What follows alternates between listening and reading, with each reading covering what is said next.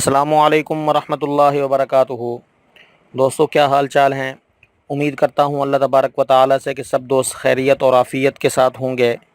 جیسا کہ آپ کو معلوم ہے کہ ہمارا سلسلہ اور کام وظیفہ کی دنیا کے ساتھ تعلق رکھتا ہے، تو وظیفہ کے متعلق میں آپ کو بتاتا چلوں کہ وظیفہ کس چیز کو کہتے ہیں اور وظیفے سے کیا اثر حاصل ہوتا ہے، وظیفے سے کیا اثر ظاہر ہوتا ہے، اور وظیفہ ہے کیا چیز۔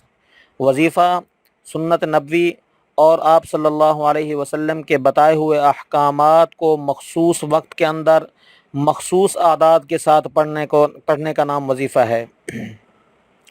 اگر اس وظیفے کو آپ اخلاص نیت اور اس کو کسی جائز کام کے لیے پڑھیں تو یقیناً ہماری مشکلات کا حل اس سے بہتر کسی اور چیز میں نہیں ہے۔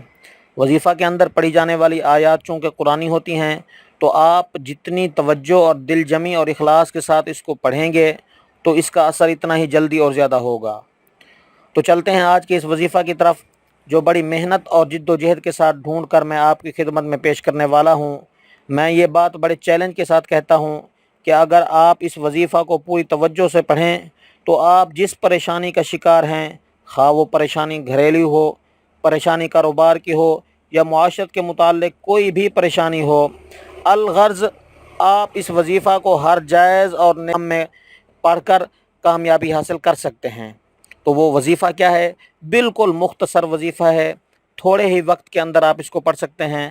تو یہ وظیفہ میں آپ کو بتلانے والا ہوں، اس سے پہلے آپ نے ہمارے اس چینل کو سبسکرائب کرنا ہے۔ تو چلتے ہیں وظیفہ کی طرف۔ وظیفے کا طریقہ کار یہ ہے کہ سب سے پہلے آپ نے وضو کرنا ہے۔ وضو کرنے کے بعد صلاۃ الحاجت کی 2 رکعت نماز نفل پڑھنی ہے۔ طریقہ یہ ہوگا کہ پہلی رکعت کے اندر آپ نے سورۃ فاتحہ کے بعد آیت الکرسی پڑھنی ہے۔ پہلی رکعت کے اندر سورۃ فاتحہ کے بعد آپ نے آیت الکرسی پڑھنی ہے۔ دوسری رکعت کے اندر سورۃ اخلاص پڑھنی ہے آپ نے، یعنی قل ھو اللہ احد یہ پڑھنی ہے۔ پھر سلام پھیر لینا ہے۔ سلام پھیرنے کے بعد ایک ہی سانس کے اندر جتنی بار ممکن ہو سکے سانس نہیں ٹوٹنا، بلکہ ایک ہی سانس کے ساتھ یا ہادیو کا ورد کرنا ہے۔ سانس نہ ٹوٹے، ایک ہی سانس کے اندر۔ سانس ٹوٹنے کے بعد جتنی آپ پڑھ سکتے ہیں ایک ہی سانس کے اندر پڑھیں۔ جب سانس ٹوٹ جائے تو فوراً آپ نے سجدے میں چلا جانا ہے اور اپنی حاجت اللہ کے حضور پیش کرنی ہے۔